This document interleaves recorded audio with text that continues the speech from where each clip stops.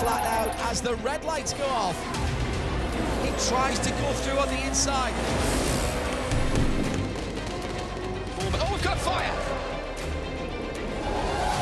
Tension is incredible. Such a fierce battle, both fighting like gladiators for victory here.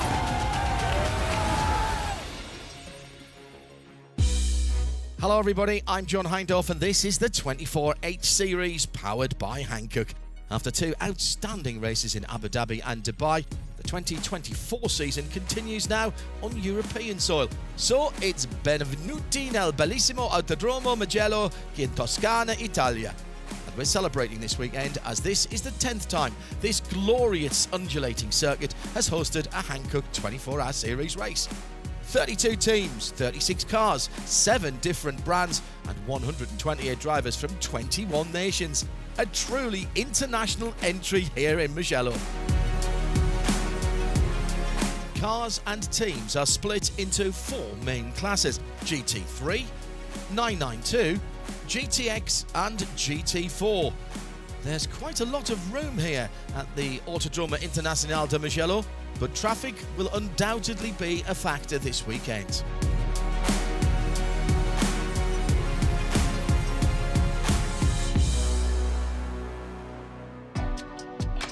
Mugello is the third stop for the 2024 championship, and once again we're visiting iconic tracks around the globe. Next, the Hankook Series will head to the Ardennes roller coaster of Spa-Francorchamps, then the 24 hours at the Autodromo Internacional do Algarve near Portimao, and there's a second stop in Italy at Misano before the grand finale of the 2024 season at the Circuit de Catalunya, Barcelona.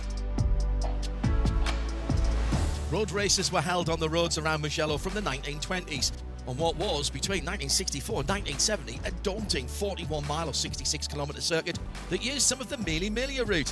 By the 1970s, it was deemed too dangerous, and this 5.2 or 3.25-mile long permanent track is around about an hour north of Florence, has a compact layout, looks a little bit like an elongated capital J. Set in a valley, the circuit designers made good use of the natural elevation changes, and it's a favourite track for spectators and drivers. Mugello is really special. First of all, is the area we are in Italy is fantastic. Well, being in Italy is fantastic already. This part of Italy is so beautiful, and this circuit is so beautiful. It's one of the most beautiful in the world. Challenging all the lap. It's one of the most difficult circuits in the world, in my opinion. It's one of those that is challenging for the whole race. I think it's the only one as a racing driver that the full race you are worrying about the next lap. The rest of the circuits, eventually you are totally comfortable in it, but in Mugello it's a challenge every single lap. Here's the rundown on this challenging circuit. It was opened in 1974, so celebrating 50 glorious years of racing on 2 and 4 wheels. Probably best known for MotoGP and World Superbikes. It is, however, an FIA Grade 1 track, and of course a Formula 1 Grand Prix was held at this little hidden gem in 2020. The pit straight is over 1,100 metres, which means the GT3 drivers approach San Donato, the right-hander, at 270 kilometres or 170 miles an hour. They brake and change down the gearbox to just 90 kilometres or 55 miles an hour and head uphill through Lucco and Poggio Secco. It's an interesting chicane this, because you give up a little bit on the exit of the left-hander because the right-hander at Poggio Secco leads onto an uphill straight. Next, it's another left-hander at Materassi. This is the highest point of the circuit. Through turn 5 at Borgo, you're starting to fall downhill now through the right at Casanova, and then dropping very steeply through another left at Savelli. The lowest part of the circuit is Arrabbiatas 1 and 2, and it requires total commitment as it's a high-speed entry at the first part. It's rewarding when you get it right, but it's a fine balance to stay on the road whilst you keep up your momentum as you're climbing again behind the grandstand through turn 10 Scarperia, named after the nearby town. Pelagio is the left-hand turn 11, followed by the next really tricky right-hand hairpin Correntiao. Again, that drops away. Camber's not helping you. Through the insanely fast Biondetti chicane, drivers pulling through the gears of their GT3 cars, and then down towards the final corner, turn 15, Buccine. And exit speed is key here, as that leads back onto the long front straight. 15 corners with lap times around about 2 minutes. Anyone that goes below that has done a really, really good job.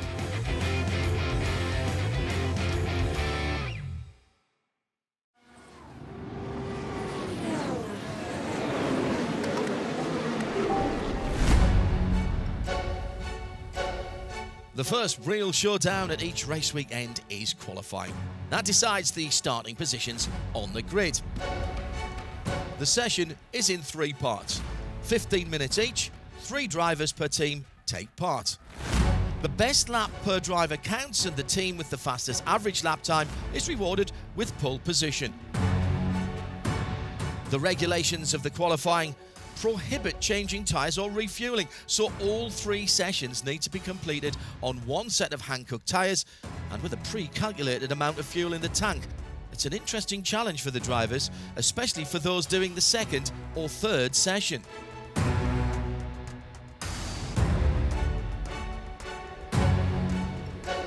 In the GT3 class, the number 71 is the 3rd fastest qualifying car. The beautiful black and gold livery of the Audi R8 of the Jutta Racing team, who are entered under the Lithuanian flag. 2nd place goes to the number 32, the Dutch team GP Elite. Fastest time in Q1 was posted by Max van Splunteren. He was 1.6 seconds ahead of the pack. A strong performance in Q2 put the Porsche into a good position for the 3rd session, and Lucas Grunewald was released by the team at the perfect time to get on the track to go for pole position. But after an exceptionally close battle, the team from the Northern Netherlands missed out on pole by just 88 1,000ths of a second. It was the blink of an eye that put the Born by Kessel Racing team onto the pole position. The number 8 Ferrari snatched the best starting spot with an outstanding 1 minute 47.912 in Q3. That was the quickest lap time overall in qualifying. Smiling faces in the pit lane of Mugello. The Swiss team is the 10th difference pole sitter over the 10-year history of the Hankook 12 Hours of Mugello, and the first time a Ferrari has been on pole since Scuderia Praha in 2017. First of all, it's a great feeling. Thanks to my teammates, to the team. They did an amazing job. To be honest, I didn't have high expectation because we struggled with the car in the past 2 days. The condition changed massively. The rain came last night and the track was so different today. So the car, to be honest, was not easy to drive at all. But, we gave everything, Leo, Marco, myself, also our teammates. So amazing feeling because, with our Pro-Am lineup and with the bronze in the car, we did an overall pole position. So that's great.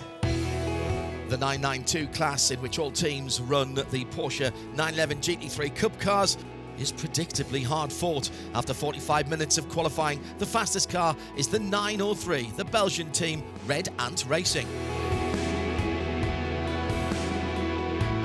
And with the fastest average in the GTX class, the very handsome green number 719 from Porsche 911. The number 416 Team Bagheera ZM, securing pole position in the GT4 class.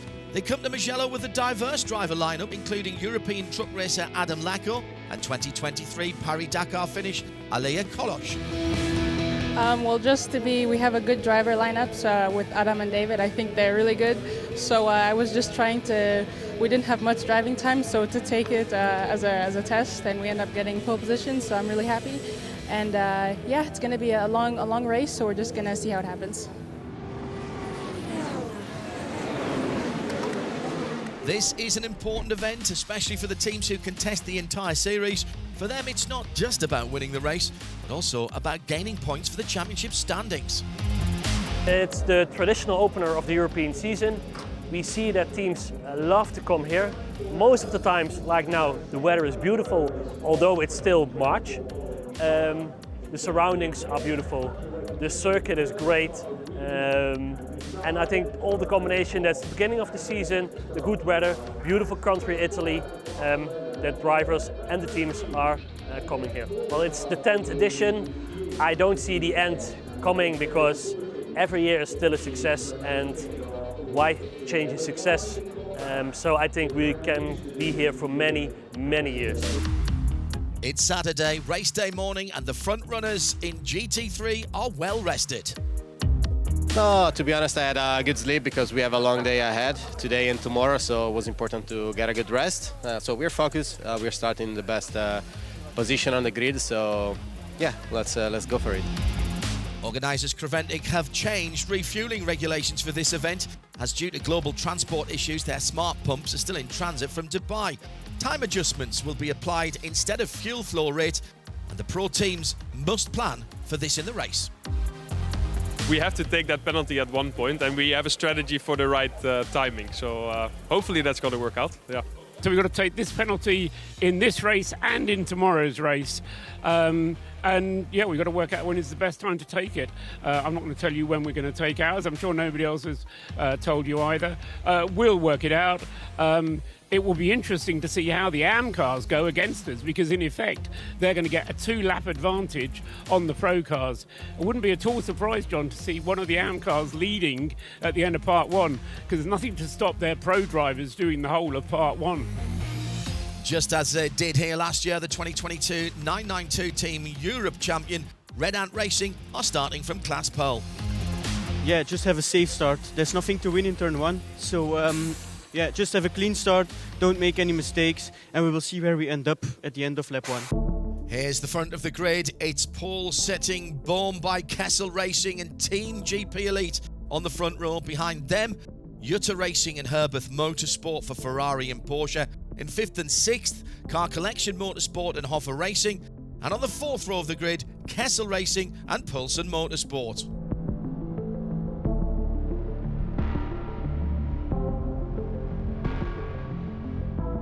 The cars are rolling on the warm-up lap. We're just moments away from the start of the Hankook 12 Hours of Mugello 2024.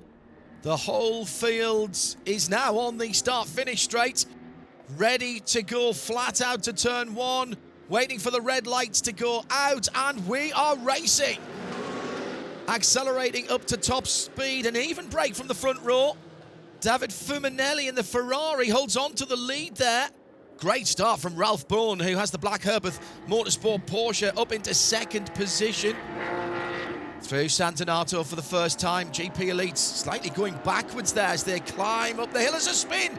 That's Kessel Racing, the number 5 going around. Looks like the MP Mercedes as well, the green car. Couple of Porsche 992s onto the grass. It was the Kessel car that went around and started that chain reaction.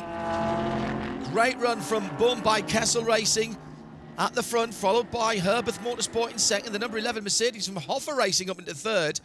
GP Elite, the 32 orange car, dropping back at the start, and he's going to lose another position here. That's the 14 Pulsen Motorsport BMW going through into 5th. GP now down to 6th, and Jutta Racing started from 3rd place, now P7. First car's back in the pit lane and needing some work. The 909 from Red Camel Jordan.nl, and also the Porsche Baltic entry has a problem on the left front. Right, let's unpick what happened at the start. The Ferrari from Paul gets an absolute flyer. The Orange GP Elite Porsche going backwards a little bit. Not the best of getaway for Dan van Kuik there. He was overtaken by, that's Ralph Bourne in the Herbeth black and gold car. Now, what happened behind? 1, 2, 3 across the track. Let's have a look at the Ferrari. Oh, gets a little touch and then goes around, and the green Mercedes is on the grass, then spins a little further up the road. More bad luck for GP Elite. Dan van Kuik having to pit, front left puncture after the contact with the number 1 of Ralph Bourne just after the start of the race. So the Porsche number 32 all the way to the back of the field, and the mission begins to make up positions. At the front of the field, David Fuminelli has been at top speed in the early stages. Now with almost 30 seconds between him and the rest of the cars. Drama for the Vortex. 30 minutes then into this race, and we have the first code 60. Now, code 60's a bit like a virtual safety car. 60 kilometers an hour speed limit to make the track safe for marshals to launch into action. And Dale with any recovery or maybe to retire tyre barriers. No overtaking allowed, but the pits stay open.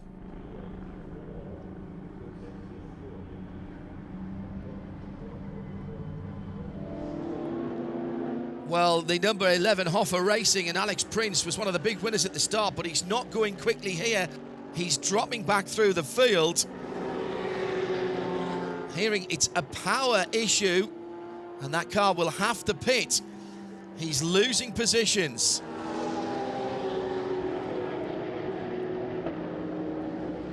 The start was quite good for us. We started P6.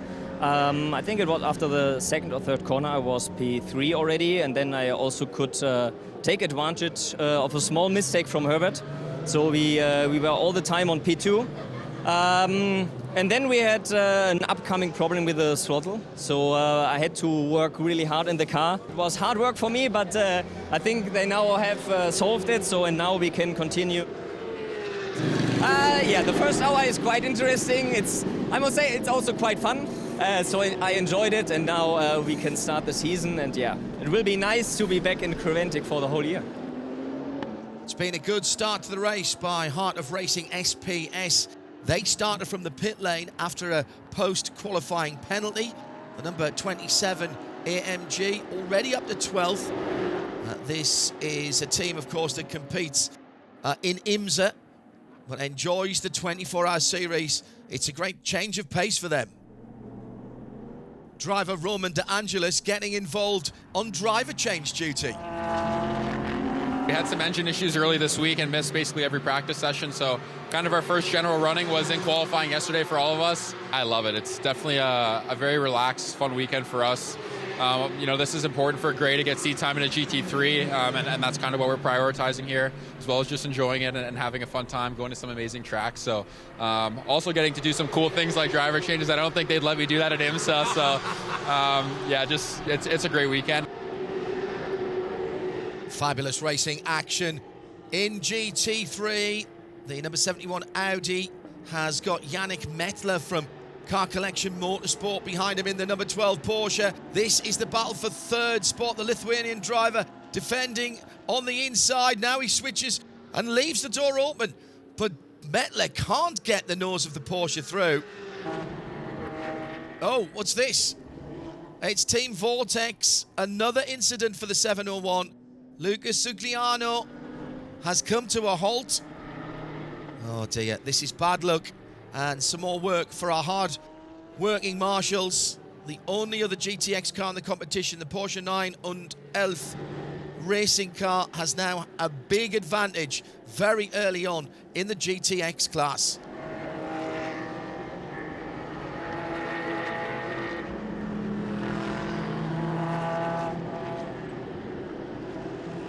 And we have a new leader, Ralph Bohn in the Herbert Motorsport Porsche.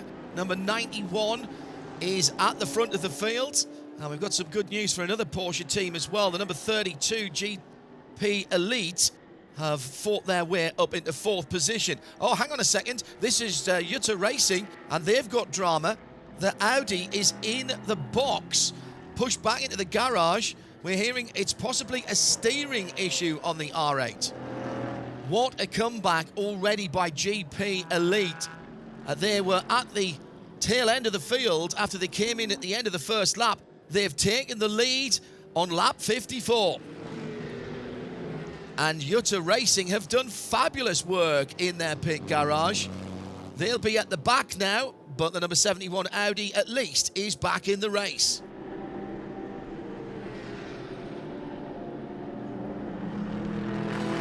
Race organisers, Creventic, always like to make sure their teams are looked after. And Peter Fry delivering pizzas to the Red Ant Racing team. Well, what else would you have in Italy? A very long 12-hour race, a lot of energy is required. And Red Ant may be at the front when it comes to pizza delivery, but it's another team leading in the 992 class. The Neuhofer Rennsport number 985, Alexei Denisov driving. In the GT4 class, Team Hoffa Racing by Bonk Motorsport. Michael Bonk is driving at the moment. He's got Martin Kroll and Rainer Partel to come.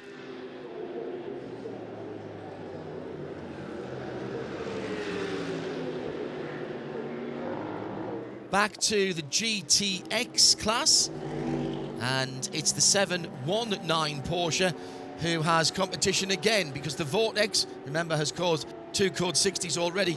That car is back on the track after a long repair. It'll be a challenging job to catch up for the French team. Their drivers, Lionel Amarouche, Philippe Bonnel and Lucas Sugliano.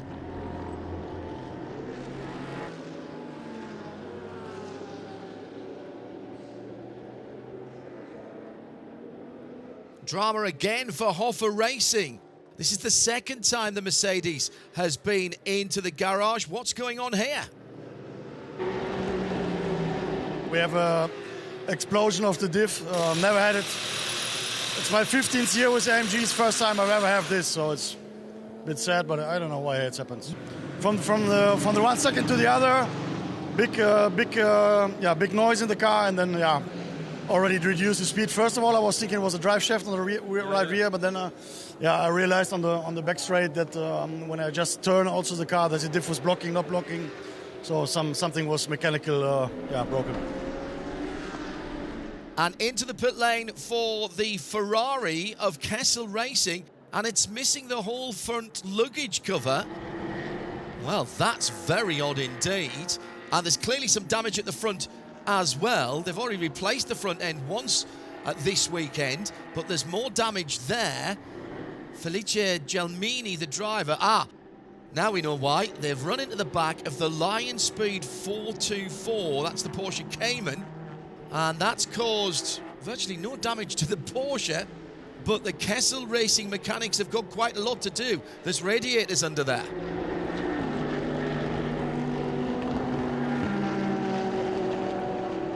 Battle for 8th position in the 992 class, the green RPM Porsche. Niklas Jonsson driving that, and that's Valters Vrides of Remo Adero by Ebby Motors, chasing in behind. The RPM Racing team, very interesting.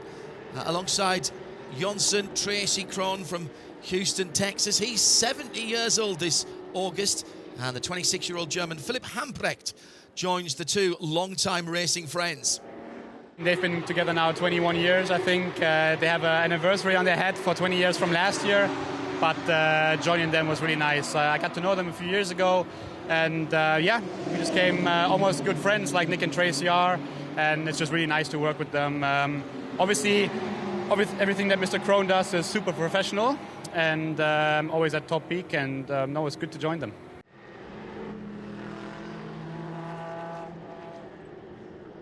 We are 4 hours into the Hankook 12 hours of Mugello. Here's the standings.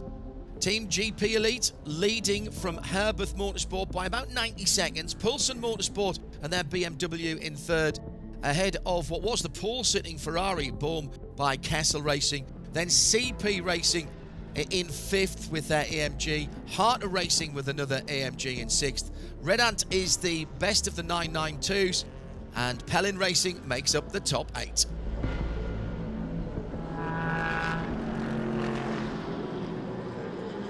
GP Elite then leading. Great first stint by Dan van Goyt, who has now handed his car over to his older brother Jesse, so we can have a chat with him down in the pit lane. Yeah, I didn't know, so it's now I'm first hearing that we're leading by a lap, so that's good news for me. But it was quite hectic at the beginning, but we tried to stay cool and just do our things. It's still a long race. It's a cliche, but it's true. Now, what about our pole sitter, Bohm by Kessel Racing? They dropped back a little bit just after the start, but the Ferrari has fought its way back into the top 5. Just behind Marco Frezza in 6th position, CP Racing, and we've got a little surprise for one of their drivers, Joe Foster, today. He's had a long career and 50 participations in Hankook 24-hour series racing. Well, now I really feel old, but certainly we've had a great time in this series with CP Racing. Super grateful to Charlie for letting us all stay together all these years, and it's the most amazing team. It's been a great time. We really enjoyed it. What a fantastic career. Congratulations to Joe Foster. Now let's head back to some battles in the top 5. Actually, this is P4. Christian Poulsen in the red and white BMW, the number 14. Gray Newell in the blue and yellow Mercedes, number 27. Christian on the defensive here. as he tries to keep Greer behind him. Nice and tight there. On the start-finish straight, here comes Greer Newell. Pulls out to the driver's left-hand side. And that means he's on the wrong side for Santanato. It's an uphill right-hander. Poulsen holds the inside line for the moment. Let's see if Greer can do the old over and under. No, he stays on the left-hand side. Oh, that's super. Uphill and gets across the front of the BMW at Luco. That's a position made up by Heart of Racing SPS. Oh, huge crash on the front straight. That is Tracy Cronin, the RPM Porsche, just at pit exit. Well, what's happened there? That's a very odd one. He scattered the cones onto the front straight and there's been contact with the wall. Oh, did something break there at the left rear? Because the car suddenly turned right. And just, well, from that point, Tracy is a passenger. Code 60, of course. And also a problem for the 909 Red Camel Jordan. They're in the gravel. And they had just come out of the pit lane. It's going to be a long code 60, just under an hour to go.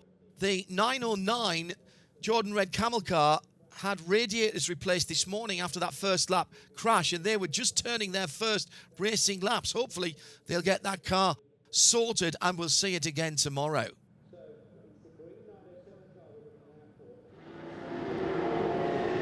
Into the evening time, and great news if you're a Hoffa Racing and Mercedes fan. The number 11 is back on track. The mechanics having to replace a broken differential.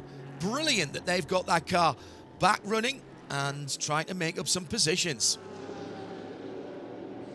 So as we head towards the end of the first part of the race here on Saturday, here's the class leaders. GP Elite leading overall by 1 minute and 41 seconds from Herbeth, and then in third, the Mercedes AMG of Heart of Racing. In the 992 class, it's a red and double. Their red 903 leads ahead of their 904 in second. Commanding run from them. In GTX, the German 911 racing team that is ahead with their Porsche 911 GT3 Cup MR. Hoffa Racing by Bonk are leading in the GT4 class, comfortably 2 laps ahead of Lion Speed. It's been a great day of racing, 6.5 hours in the books, 185 laps completed, and we'll complete the Hankook 12 hours of Mugello tomorrow with another 5.5 hours. But here's how it stands overnight. GP Elite lead from Herbeth Motorsport. That time gap will disappear. They are on the lead lap. In third place, Heart of Racing by SPS and CP Racing in fourth, with Poulsen's BMW in fifth, Bohm by Kessel, who started on pole position today, remember, in sixth. The best of the 992s, Red Ant in seventh, and E2P Racing make up the top 8. What a first day we've had here at Mugello. Spins, collisions, code 60s, fierce battles, flawless pit stops, masterful repairs of minor or major damage, some failures, and lap after lap of full speed, full concentration, proper endurance motorsport action. Welcome to Sunday, race day 2 in the mountains of Tuscany. The silence of the night of the Autodromo Internazionale di Mugello giving way to the first roarings of the engine this morning. Buongiorno! We're back for part 2 of a Hankook 12 hours of Mugello. Another 5.5 hours of top-notch racing ahead of us. Everyone getting ready for the grand final day of this prestigious endurance race. Day 1 was, if you will, antipasti. Today is the piatto principale. It was a good 6 hours for us. No retirement, and everyone was having fun here at the beautiful circuit of Mugello. So we're super looking forward to the next 6 hours. The 2 front row cars are on the lead lap, and Ralph Bourne for Herbeth is ready to fight for the win. Well, everybody's fighting for the win here, so it's not over. You know we are in the middle of the race, and so let's look what we have in the at 12 o'clock or something like this. It's 5.5 hours is a long way to go, and everything can happen. You saw that yesterday, so let's look forward. That's also the motto of GP Elite, finished first yesterday. Yeah, exactly. It's going to be. It was an eventful race, but it's going to be difficult for the next 5.5 hours, especially because the M car with the more fuel and us with less fuel and less power. But it's going to be a good race and a good fight, and I think we have the lineup to do it.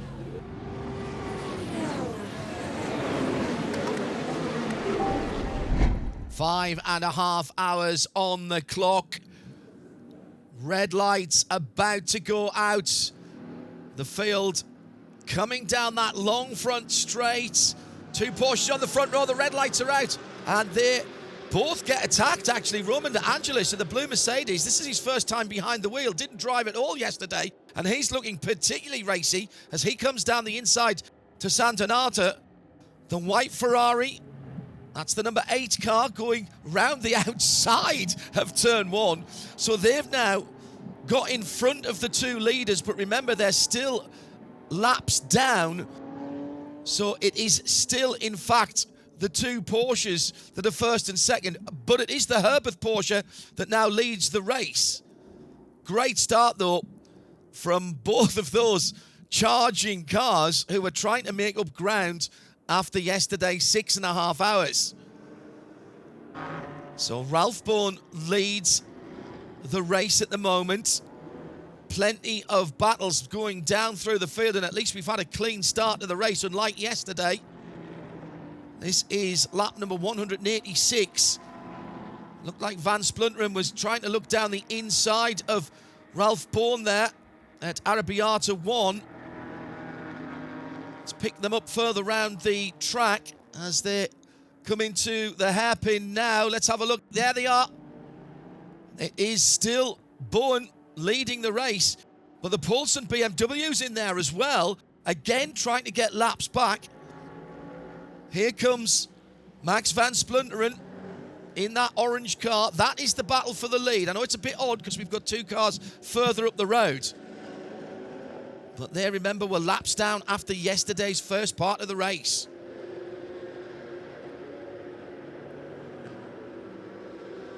Here comes Max Van Splunteren out of the final corner. Buccini, they're side by side onto this long, fast start-finish straight.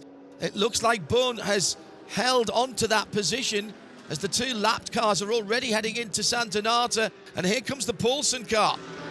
Is that going to get in the mix for the overall lead? The red and white BMW, the number 14. Oh, Max Van Splunteren won't like that. That cost him a bit of time. But actually, that tighter line's worked for him as he goes to the top of the hill. This is brilliant stuff. We've got 5.5 hours of this today. Bourne just drifting a little wide. Down into the hairpin, down the inside. That's a good position for the orange car. Is there an opportunity for Max Van Splunteren? This time, he has the inside line, and the 32 GP Elite Porsche goes back to the front of the field. Marvellous.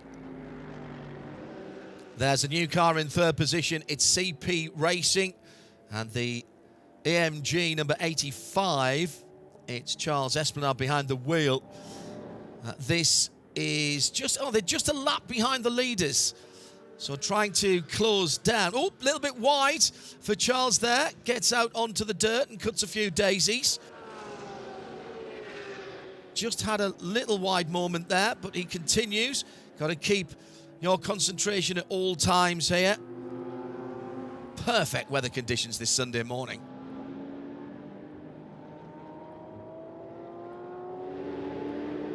So an hour into Sunday, 4.5 still to go. The leaders are in the pits, GP Elite and that Tangerine Porsche. Max Van Splunteren is out. That's Lucas Groneveld getting in.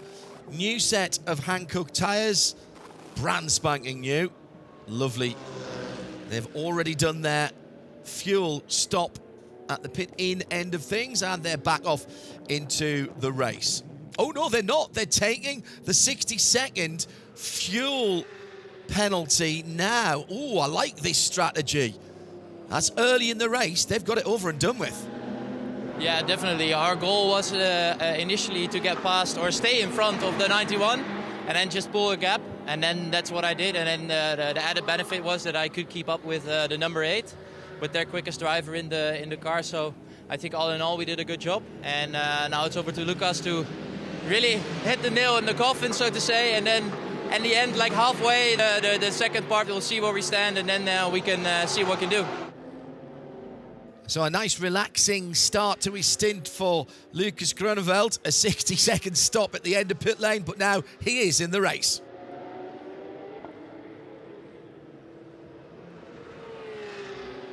That is the Gosner family car, the Mercedes number 58, MP Racing. Manuela behind the wheel this morning, and that's going to be our first Cord 60 here on Sunday. Time to fill up your fuel tanks, ladies and gentlemen. As in all Hankook 24-hour series races, the fuel station is not in the pits. It's actually before the pits here. Pulson Motorsport, and that's Lion Speed in as well. As Herbeth Motorsport, who have a record 3 victories here in the Hankook 12 Hours of Mugello, come in from second, same strategy as the Leaders GP Elite. New Hankook tyres, new driver. Now, will they go and serve their 60-second equalising fuel stop? Yes, they do. Scott Noble is behind the wheel now of that 91 car.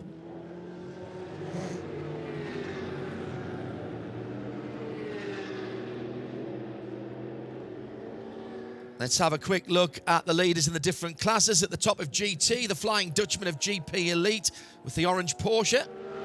Nothing has changed in the 992 Cup class. Red Ant Racing's 903. The GT4 category at the moment led by the BMW of Hoffa Racing by Bonk Motorsports. And last but by no means least in GTX, it's another Porsche, the green 719 of 911 Racing. So after the leaders, let's flesh out the detail after 8.5 hours of the Hankook 12 Hours of Mugello. At the moment, after the pit stops, it's the Ferrari of Bohm by Kessel Racing in second, ahead of Herbeth. Then CP, Heart of Racing, Pulson Motorsport, Red Ant lead the 992 class, and Jutta Racing back in the top 8 after that steering rack issue yesterday. Red Ant then well inside the top 10, and the best of the 992s. Let's hear from their team manager, former F1 Le Mans and NASCAR driver Mark Goossens. You know, we are pretty much charmed by this series and by this championship, and you know, what we strongly believe in is that we get a lot of track time for the amount of money that we pay for it. So I think if you go at the price that you pay for the quality you get, the track time for gentleman drivers, but also for new young kids to get more and more experience in the 992 car, a cup car, it's the ideal place to do it for. Let's stay in the 992 class, and Diana has found another legend here at the Hankook 12 Hours of Mugello. The most successful rally driver of all time, Sebastian Loeb, 9 times a WRC champion. He's competing for the Swiss Orchid Racing team. I came because I was invited from Orchid Racing team. It's a friend of mine, and so I came with also my wife, who is racing in another car, so we are here in a family weekend. I have a lot more experience in rallying or cross-country than racing, but it's what I like. Every time I come on a racing, it's a bit new for me, so I have to discover things, I have to work a bit to optimize the details, and so it's always a new adventure. The Autodromo Internazionale di Mugello looks absolutely fabulous from our drone coverage. And the weather at that end of the racetrack is absolutely brilliant. However, look to the hills on the other side, where the weather comes from in the north, and there are clouds on the horizon heading this way. It's starting to get very dark indeed down towards turn 1. Weather drama to come. Oh, we've got drama of a different type in the pit lane here. This is the GT4 leading BMW. That looks like a broken subframe on the back axle. Lion Speed now lead. Oh, and they've got a problem. The 424 with a left rear puncture. And now the leader's gone from them. Is there a curse on the GT4 leader? I was braking for turn 1 and it just went off pretty straight, and I was not leaving the track. That was good for me. That was pretty shock for me, so because my first race, and Yeah, but I think I did well. We don't have any more damage on the car. So the new leader of GT4 is the 416 Bagheera ZM Racing AMG, yesterday's pole sitter. Leader's curse or not, good luck with the P1 for the moment. And the Vortex is in the gravel. This is the GTX number 701. Our marshals have been working very hard here at the Hankook 12 Hours of Mugello. It's been a bit of an up and down race for the French Vortex V8 team. They, I'm sure, will... Oh, they are. I was about to say, I'm sure they'll get back on the track again, and they have.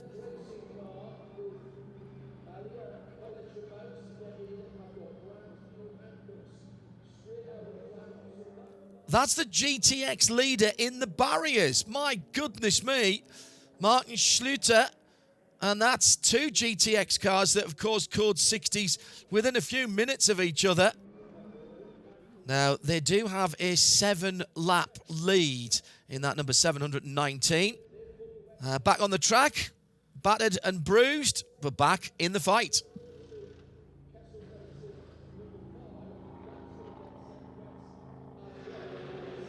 We've got a real battle on our hands for the third step of the overall podium. Charles Esplanade down the inside of the Boom Ferrari into the first corner at Sant'Onata. Can't get it done as they climb up the hill. Esplanade weaving left and right. Looks like they're struggling for grip there. Reports of some rain on parts of the circuit. Yes, I can see the Cup car in behind with the wipers going in. We can see it on our cameras now. And Charles, goes a little bit wide there. Has to try and hold it. That car on relatively warm tyres now. That won't be helping his grip coefficient. But it's not wet enough for wet tyres. The track is dry round most part of it at the moment. Well, that Mercedes-Benz is all over the place at the moment. He can't get it stopped. Surely he's going to come into the pits. But the question will be, does he take slick tyres or Hankook wets? Here he comes into the pit lane. It will be new tyres, I'm sure, but will they have grooves on them? All of the teams are going to have to make that tyre decision very shortly as they come to the end of their stints. And really, I'm not sure which way they go at this point. Part the track wet, part dry.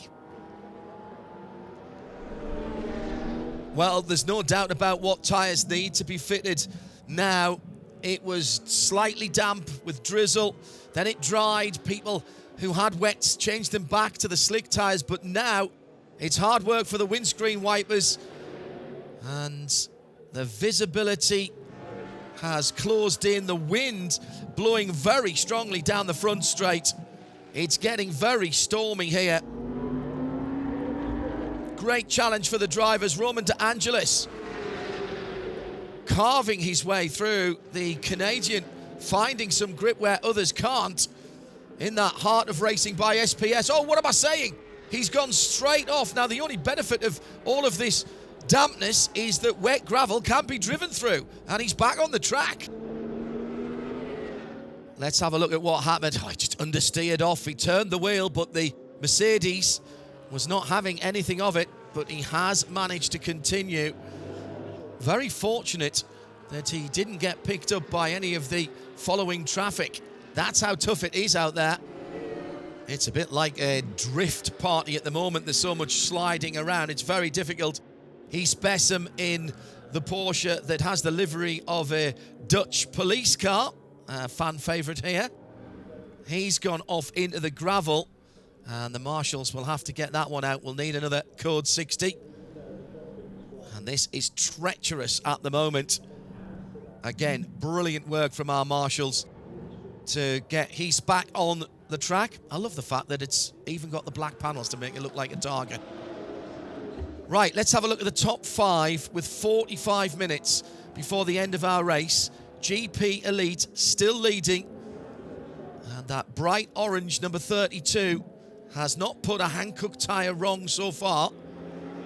In second place, it's the German team Herbert Motorsport, Scott Noble, Ralph Bohn and Jason Hart.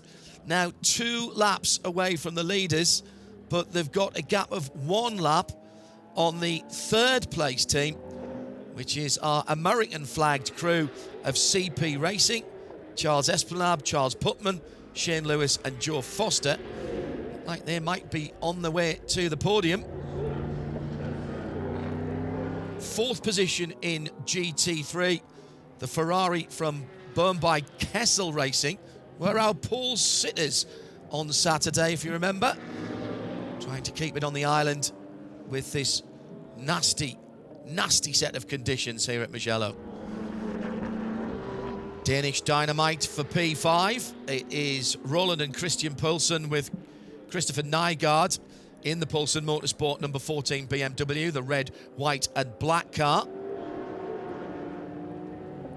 Jutta Racing, the Lithuanian flag team. They have an international mix of drivers from 4 different nations, and they are in 6th position. It's treacherous out there at the moment. Look at the spray. Oh, big crash down towards turn 1. E2P Racing and the Spaniard Antonio Saniero at the wheel. Now, there's no other car that I can see there. Looks like he was on his own. My goodness me. Let's see what happened here. Comes over the top of the rise and the car just jinked to his left. Maybe there's a puddle of water there. Heavy contact. The rear right first of all, and then spinning the car. The bits of the car coming off. That's meant to happen to dissipate the energy. That's a little bit further down the track than what we saw yesterday for Tracy Crone. He was nearer the start-finish line. This will be a code 60. Antonio Saniero out of the car. That's the good news. And by the way, we're hearing from Tracy Crone. He's on his way home and he wants to compete at Spa after that big shunt yesterday. He had some rib damage, but he was cleared to travel. Great news to hear that from Tracy. Well, it looks like we're going to finish under code 60, so let's have a look at the class winners. GP Elite win for the first time overall in the 10th edition of the 12 Hours of Mugello. That's the first win by a Netherlands team for 8 years. Second for Herbeth. Third for CP Racing. 992 class winner, Red Ant Racing with the number 903. The Orchid Racing 963, Romain Dumas and Sebastian Loeb ahead of Sentry Porsche in the 912, third in the 992 class. Bagheera ZM Racing in the MG GT4. What a comeback after their fuel pump change. And they win GT4 and GTX. A battle of attrition goes to Neun und Elf Racing, who complete the race with a partially damaged car. And the Spirit of the Race award going to Tracy Crone from RPM Racing after this horror crash on Saturday. He's told us he wants to be back, and we will give him the trophy at the next race, which is at Spa. Here's the checkered flag then. Congratulations to all of our winners, especially GP Elite. Yeah, it was pretty tough. I think yesterday we started quite unlucky with the puncture, but in the end I think we did some nice stints and we gained back the lap, and today the guys did a good job. So Job done, and it was Lucas Grunewald who brought home the victory and finished the race. The last stint was like really wet. I was driving behind the Ferrari like really close, and like all the downforce went off, and it was crazy how much I was winning at one point, but we managed it really well. And yeah, a bit of a shame maybe with the code 60 finish. Maybe we want to finish on the full race conditions, but nonetheless we had a win, so it feels good. Just a ton of fun, right? Coming over here to Mugello. I've never obviously driven the circuit, just on the sim, and to get the experience in real life is quite mega. This team with Herbert Motorsport, Ralph Bond, Scott Noble as teammates, great people, great drivers, great program. Happy to kick the season off with a win. And thumbs up for more US drivers who did a great job and got P3. Last part of my stint, the weather started to change a little bit, and we looked at the last bit of the driver rotation. We're like, okay, this is the perfect time to put Charles in. It's perfect time, and he did an awesome job. That's who we wanted him to finish it. I got to tell you, look at this third overall, second class. Not bad for a bunch of old guys, huh? Incredibly, and just in time for the award ceremony, the rain has stopped And the sun has come out again here in Italy. Here they come. Overall podium winners GP Elite from Herbert Motorsport in second, CP Racing in third. The trophies have been handed over. It's now time to celebrate with the champagne.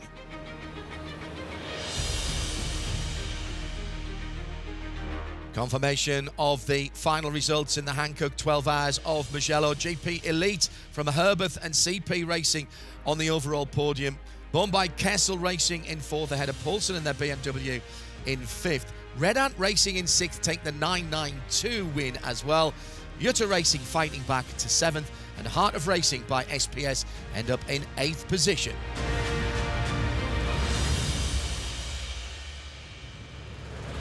Well, that was an eventful Hankook 12 Hours of Mugello organised by Creventic. We've had a little bit of everything.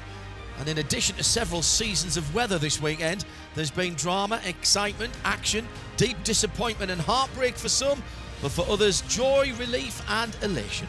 Mugello was the opener of the European season. The next race is at the famous Ardennes roller coaster of Spa-Francorchamps. That's in Belgium. I'm John Hindhoff. We'll see you there.